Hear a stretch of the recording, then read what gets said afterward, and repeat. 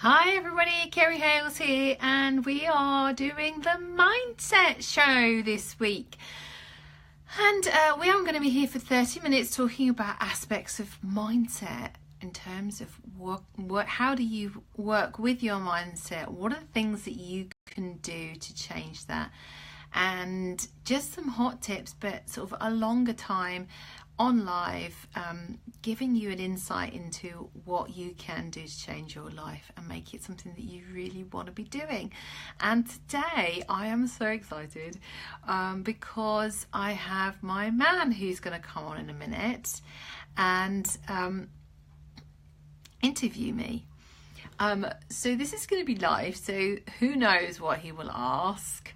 I've asked him to keep it to mindset stuff. For those of you who don't know, my wonderful man is Frank Foley, who has the stories of our lives, and he's interviewing people 30 minutes, about 30 minutes, 30 to 45 minutes at a time, asking different questions about life. And I said to him, why don't you come on my show and ask me some questions. So we're going to do a stories of our lives on his page, but for today we're just going to talk about some things that he wants to ask. So I'm going to see by magic that I can get him on here, and here he is. So I'll bring Frank on camera. Let's see if we can do it. It's adding. We tried to do it at home, we couldn't do it. Hello. There he is. Oh my word. You are actually here. That's quite exciting. Can you hear me all right? Yeah. Excellent. Very noisy. Yeah, Okay. apologies. I'm the volume's up and it's quite packed in here, so I've plugged myself in so I can hear you properly. But you're all right. You can get me okay? Yeah, you got me. I can. Fantastic. So shall we commence? I would agree with comment. Should we what? Shall we begin? Yes, let's begin. Before I kind of think, oh my God, what am I doing? So we just thought this would be so cool because we're in the process of kind of getting our both of our whatever we're not really sure what we want to call them yet, whether they're community projects, stroke businesses. We've just discovered this really cool thing called CICs, which is community interest companies, which we're kind of in the process of setting up. So in the guise of, under the auspices of that, we're kind of getting together and actually we're starting to meld stories of our lives or whatever I'm doing with Kerry's fantastic coaching, which has been going for a long time, and she's a really experienced coach. So, to be fair, the last 2 years or so is really me kind of, I was going to say piggybacking on the coattails, but that's a complete wrong mixed metaphor, so that doesn't really work. But it's been really her leading the way, and kind of where that in Karate Kid where they kind of like polish off, polish on. She's been kind of trying to show that under all the grit that I had, there's this shining beacon, and I'm really stubborn, so I don't learn these things very quickly. But finally, it's kind of come through, and I realise, that she's just been leading the way so brilliantly for the last long time, and now I'm out there, and this is kind of teeny bit of payback. So I've agreed to do this and just do what I do, which is love listening to people tell their story. So we're going to talk about Kerry's.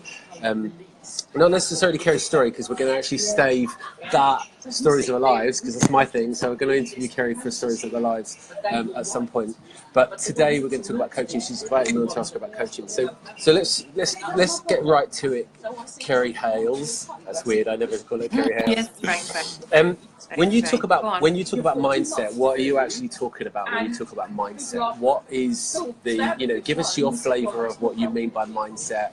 What do you actually, what do you do with it? What does it mean to you? How does that break down for you? We'll talk about mindset for a minute. Gosh, that's an easy one to start with. Warm me up.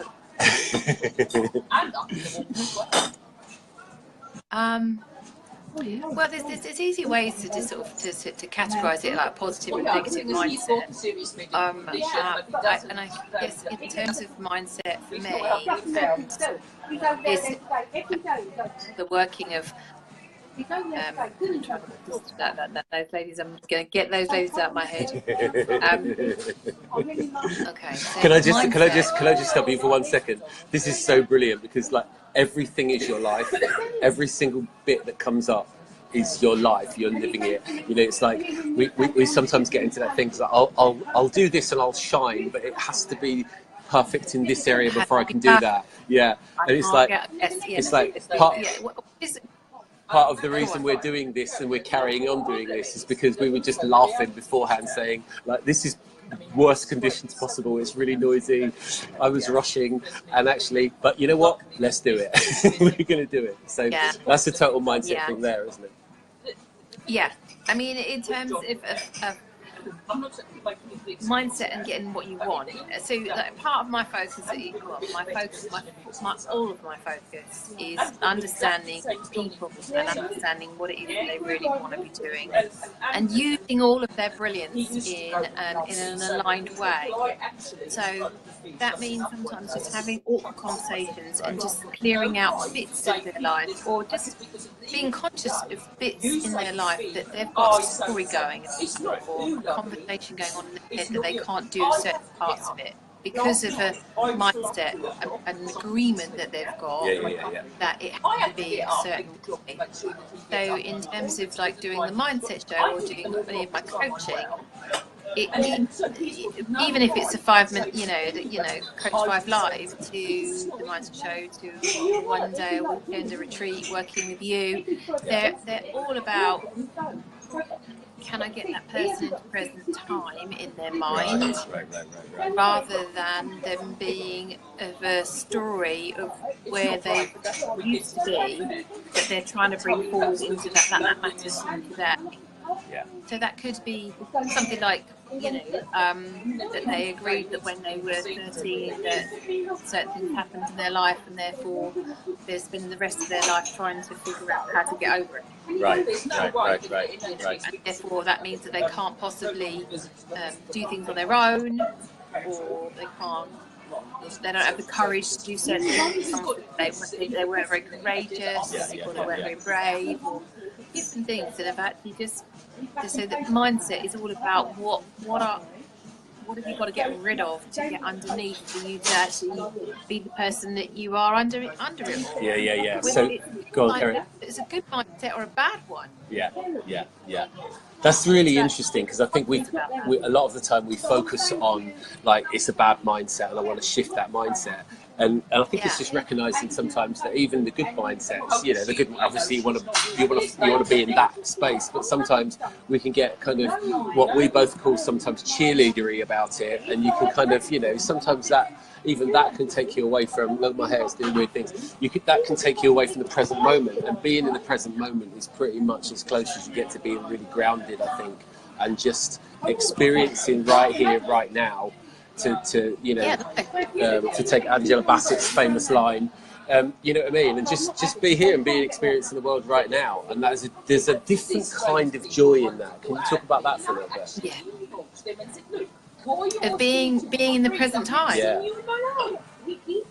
Well, I think it's like you and I had a conversation the other day, because I'm not immune to this. The only way that I can get in present time is by having a daily practice of things that get me there. And it's like you don't go to the gym and get muscles in one day. That's got to be something that you believe to be true, that you want in your life. Right. So, because it's not a tick box exercise. It's not. What is that feeling that I'm looking to create? And not everybody is. Not everybody wants that. And I think the present time is like I was saying earlier. Really, if you have a story going about what life's going to be like when I'm thin, when I'm famous, when I've got loads of money, when I live in a different house, when my walls are painted, when my this, when my that, when I've got this car, when I can drive this, when I can say to my boss, fuck off, I don't want to see you, when all those things, That all is present, or in the past could be anything that's already happened. We're still blaming somebody for whatever's happened here. So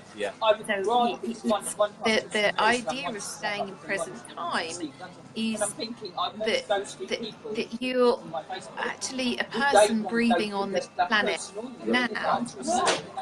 Who am I now? I'm holding a phone. I'm sat on the stairs with a backdrop because I'm trying to make nice, which is not really working very well, which is quite hilarious. Because if I move there, then you're in the middle of my head on my screen. So I've got to move this side. So it's kind of like my mind's going on that. Consideration. Then everything's shining, and then I'll get out of the top. I'm not actually sort of here, talking to my man on a video. I mean, how cool is this? The dog now is sleeping on my feet. All right. Listen. I want to stop you because let's take this to a different level. Because we're sitting here and we're talking about it theoretically, and it dawns on me that we're going through the motions a little bit here. And I want look. I'm coming to you, and I've got a mindset, okay? And let's play act it a bit. And it's like, look, I've fucked up my life so badly. And I'm 50.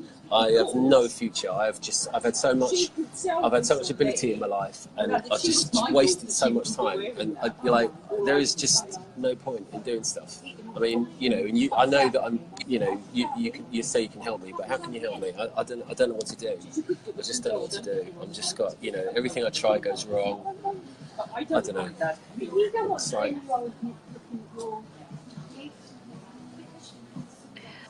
Okay. So if you came to me with that mindset, and the thing about, obviously, if you were coming to me, it would be that you had decided that you want to do something about that. So the first place to be is to listen. Get somebody who is going to listen to you. Be able to, the first thing I think for you, like if someone's like pent up like that, kind of like I've got a lot to say and I don't know where to say, and I need to say something, it's like that beautiful sentence in a kid's book that I read ages ago, which describes it so beautifully, is to be able to get to that space where you completely run out of words. Because we rarely get to that place. Nobody listens. It's like, well, even in this situation, it's kind of like, well, come on, get to the crux, Kerry, because I've got another question. And I'm thinking, come on, get to the crux, Kerry, because you've got to get to the bit that you want to listen to. But we very rarely do that. So sometimes people are so pent up about things that they really aren't listened. Nobody listens anymore. It's like, oh, I've got a screen that's going to entertain me far more than what you've got to say. And so in terms of creating that space is about asking questions to be able to, like I would ask more, like, what does that mean? What do you, when you say I haven't achieved, what does that actually mean?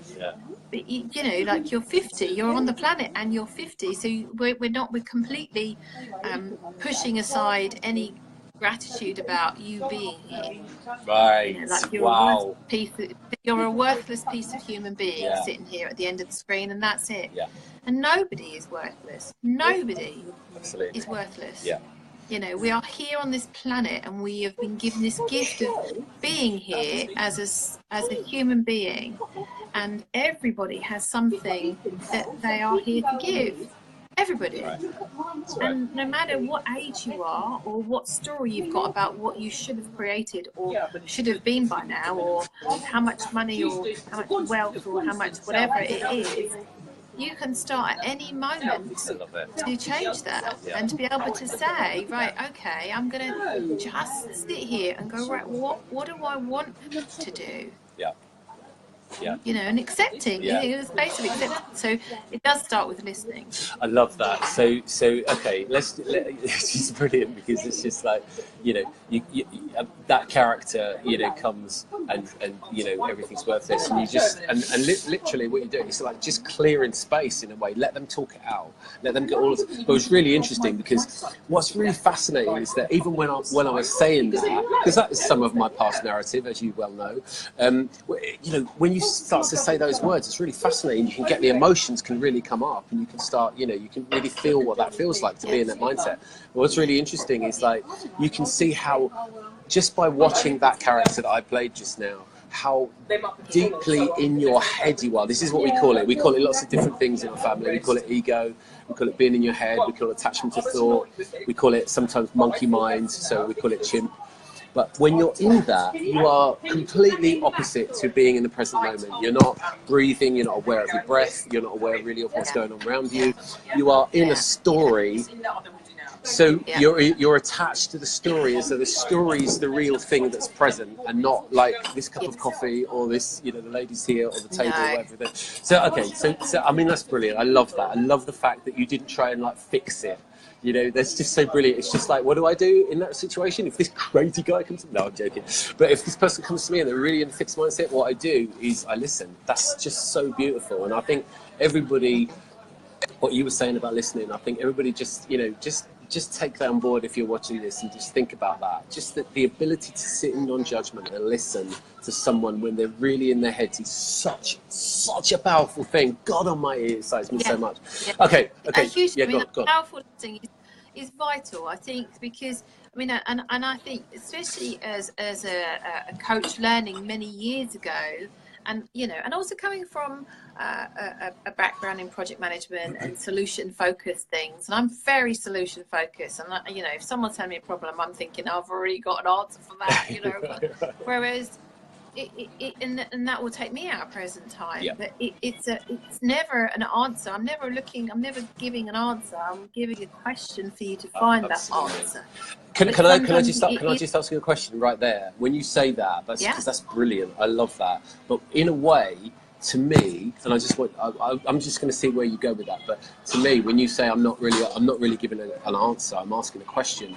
To me, that's because ultimately, it's us. It's in here. No one's going to tell you how to be the best you. Yes. People come to me because I'm a strong, competent woman, right? And I can hold a space for somebody. So in terms of like, look, come if you can't trust you, trust me. Right. Be able to just sit and let's just hold that space, and then it's be able to ask a question. Ask that question of someone. It's just like, right, okay, and listen. You know, because it's I don't have, because if I have the answers, I've got a judgment, and my judgment of what a magnificent life for you is completely different, and even for you and me. Right. You know, we connect at a very deep level, and we have conversations about what I want compared to what you want, and we will look to see how that is. But there's going to be some compromise in that. Sure. But it's about, if I have any preconceived idea of what I think is going to happen, then I'm already creating something that isn't there. Yeah, that's really interesting.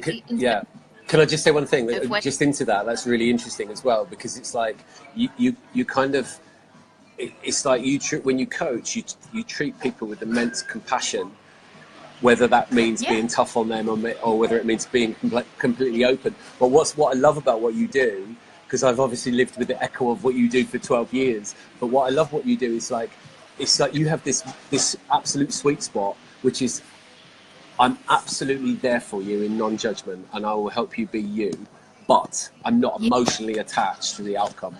No. And I love that. No, and I think, and so as part of my courage is to ask the awkward question, you know, and you know, I suppose there's going to be emotions coming up. I'm talking to somebody about issues that are painful to them, and they've protected that pain for a long time. They've got a big story about it.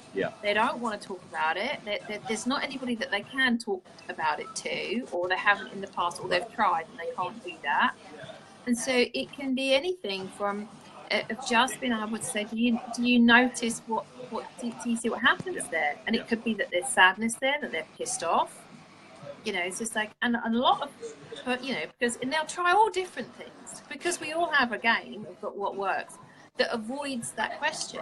Do you know what I mean? It's kind of like there's loads of buffer words, there's energy, there's kind of like don't fuck with me. You know, I don't want to be asking that question, or Yeah. you know, Yeah. or a look, or Yeah. I don't know, or then they'll cry, or then you can see that there's anger coming up, Yeah. and it's just, and I will just sit and say, see what I notice. Yeah.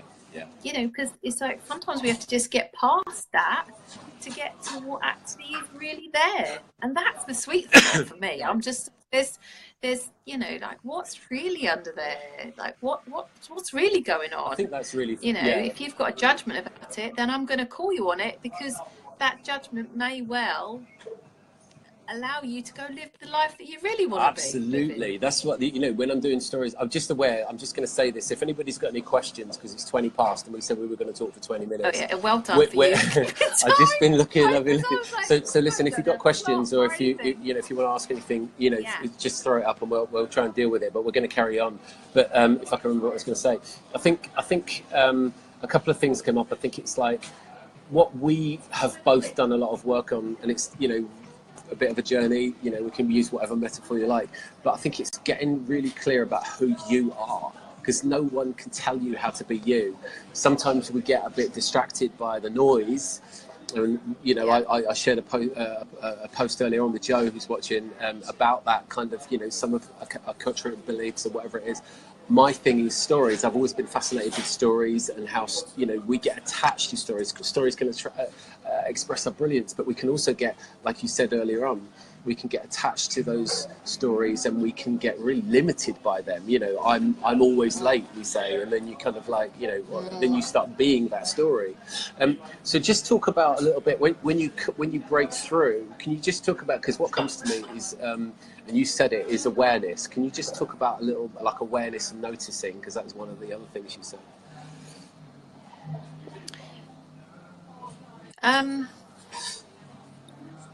Well, awareness is always the first step to change. Yeah. So in terms of some of the things that I do is well, the question is about well, the first part is being conscious of something that you do unconsciously. Yes. Like, so that's Brilliant. That's the real start of any step of change. Wow. So That's sometimes so good. it's about questioning it. You know, just like of looking around. I act like this. Yeah.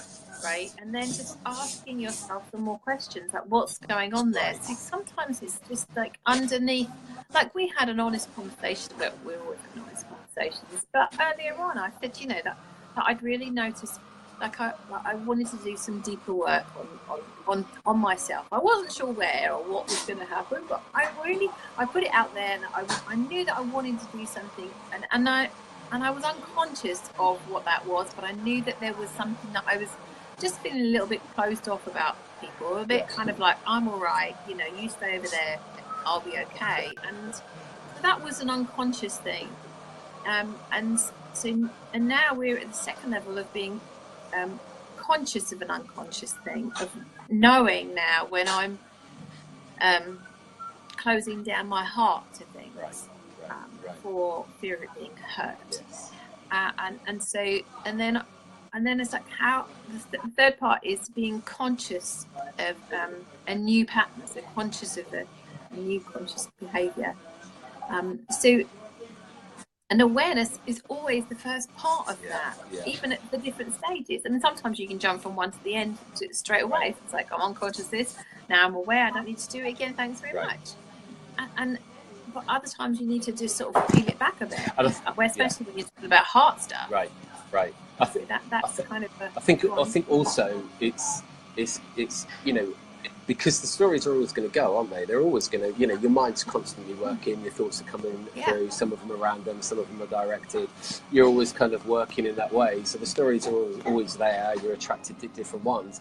I think for me, it's just being aware that that's happening. So it's awareness of the storification, that I call it, which is a word I like.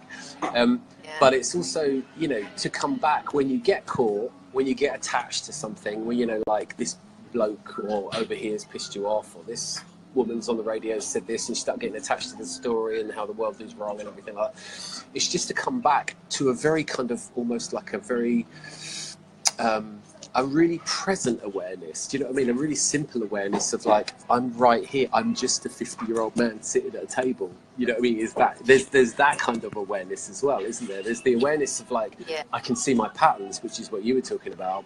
But then there's also like a really primitive, simple awareness of like, I'm right here. I've just got a jumper on. Well, no, I've got trousers on as well. It's weird. I'm just sitting here in my clothes. I'm drinking coffee, and you get a real groundedness from that, don't you? You get a kind of real back to the moment, and there's all this stuff going on in your head. Actually, you're right here, right now. That boy Slim's got some things going on. Yeah, it definitely. It's, I think, especially because we're such busy people, and it seems like sort of that's the program of events forever, of how well, we're both on a phone. You know, these things can absolutely consume your life. There's so much exciting stuff that can be done. I can completely distract my mind into a life of anything, anywhere, any point. You know, and that's encouraged. Do you know what I mean? It's encouraged to for us to look at into the future. What you're going to create? Where do you know? What do you want to look like? Well, so many things, which I do ask. Right, of course. But in terms of actually, who are you now? Right. Like if you, because otherwise, if you don't get to awareness and noticing, and you don't get to appreciating who you are in this moment, you're just gonna be wanting something else than what you are. Right. And that really never fixes it. Yes. That never fixes really it, because it's kind of like building foundations. It's like building a house without foundations. You don't get to somewhere else without actually going, right, okay, what's part of my life that I love? What are the bits that I really want to keep? Right. Who am I now? What are the bits that I think, they're really good? Keep hold of those bits. And what are the bits that really aren't working? That you need to go, right, okay. And it's not all of it's not working, because like that man that you spoke about earlier, like the 50-year-old bloke who's kind of like sort of, and it's all a pile of shit. My life's shit. This is shit. Everything's terrible. Or I'm stressed, or I'm this, I'm that, and everything else. And we don't actually stop and go, well, hold on a minute, what part of that? Let's just peel it all back and go, oh, you mean you haven't got a career? Yes. Oh, okay, but you've got a great this, you've got a great that, you've got, all of these other things that you can work on and can be appreciative of. It's just, and that is about awareness, about noticing these things, about actually going, right, well, let's just give, one of the great things before I start coaching is I send out like almost it's like a benchmark document of having a look around. There's loads of different tools out there to do, but it's a really great way for people just to have a look around at their life and go, right, what is working, what isn't working, and my God, I'd never even looked over there to think there was something there that was being impactful, that I'd actually compartmentalised, and actually takes a bit of effort to ignore it. But I do ignore it because I'm pretty darn skilled at ignoring it, even though that's a want and a desire that I would really like. It's so there's it's there are layers, but the layers can start, or they have to start from actually getting back to being here. I love that. And do you know what's really fascinating? It's just dawned on me that like so often, especially doing stories of our lives and talking to different people, it's fascinating how sometimes the very thing that is kind of what I want to say is core us. You know what I mean? It's like in our hearts, and that's who we are. Isn't it weird how sometimes that's the very thing we feel like we have to cover up? Yeah, absolutely. In for me, that was very much like sort of. I mean, that I mean, like I'm probably I'll say I'm excited by this. I'm excited by that.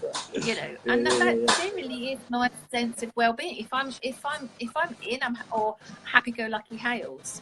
That's kind of that is my default. And if I'm not like that, it's generally because I'm off somewhere else. Like we had a conversation the other day. You were like, where are you? What's going on? And I was like, oh, we're in the Bahamas. It was like, oh, so you're not even like in tomorrow. You're like 5 5 months down the Miles road. away.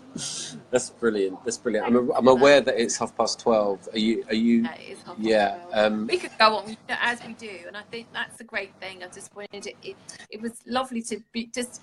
Sometimes it's sort of I can talk about lots of things in coaching and just different tips and things that I do with Coach Life 5, but it's the mindset show is about just giving a little bit more depth to things, and it's really great for you to come on and ask different questions that really make me go, oh, yeah, I did try to put you on the spot a little bit, and with doing a little preamble and then asking you a completely unrelated question to see where you would go with it, which is really funny. I think as we're just about to finish, I think it would be really good to just mention that we are doing a joint show, Get In, and we're gonna be starting that this week, aren't we? We're gonna be starting that tomorrow, I think.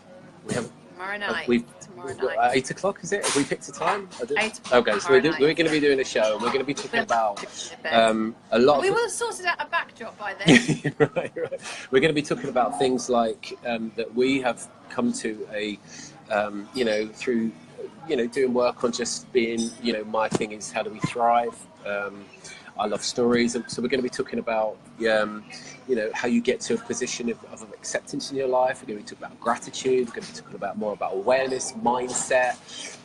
We're both really interested in how you, I suppose one of the things is how you be the magnificent you that you are, because we both think that all of us have some inner magnificence somewhere. We're human beings with an amazing brain. We've all got ability to do amazing things. And sometimes we just get distracted by the noise of the stories that we have and the acculturated beliefs. How do you thrive? We're fascinated by that, and we're now coming together to kind of we want to shine that light on everybody. So we're going to be doing the show tomorrow night. So check into that. So I thought it'd be good to just plug that there. That's it. I'm done. Yeah. Thank you for coming along. Thank you for having me. And you're very welcome.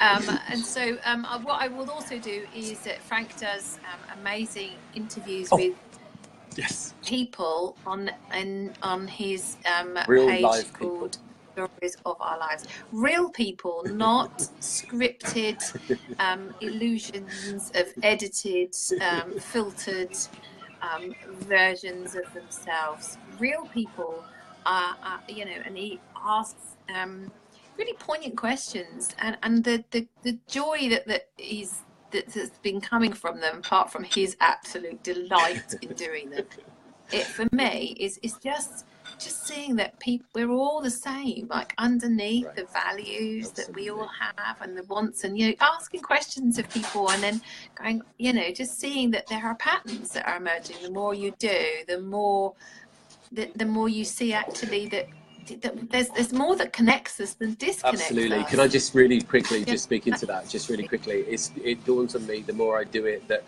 theoretically, in our heads, we're separated by a lot of noise. Yes, of course. You like this colour tribe. You like this colour tribe. You wear these types of clothes, and this is largely ego. But underneath, when you get underneath all that, in heart-centered stuff, we are so similar. We talk about very, very similar things when we get underneath the noise, and it's really fascinating. And that's becoming one of my goals, is to just try and show everybody that. To say, like, you know what, you're separating yourself because this guy wears a beard and you don't. You know what I mean? This guy's called a hipster and you're not, or whatever it might be. But underneath the surface, when you quieten all that down and you ignore that and you just go to the heart, very, very similar, and it's beautiful. So that's me. I'm done. Can I just say really one last thing? I will be doing a Stories of Our Lives, and we might even do it live, which is actually going to be with Kerry, and that's going to be not a mindset thing, that's going to be a Stories of Our Lives thing. So look out for that one as well. We're doing that soon, aren't we? Yeah. Thank you so much. Okay. All right.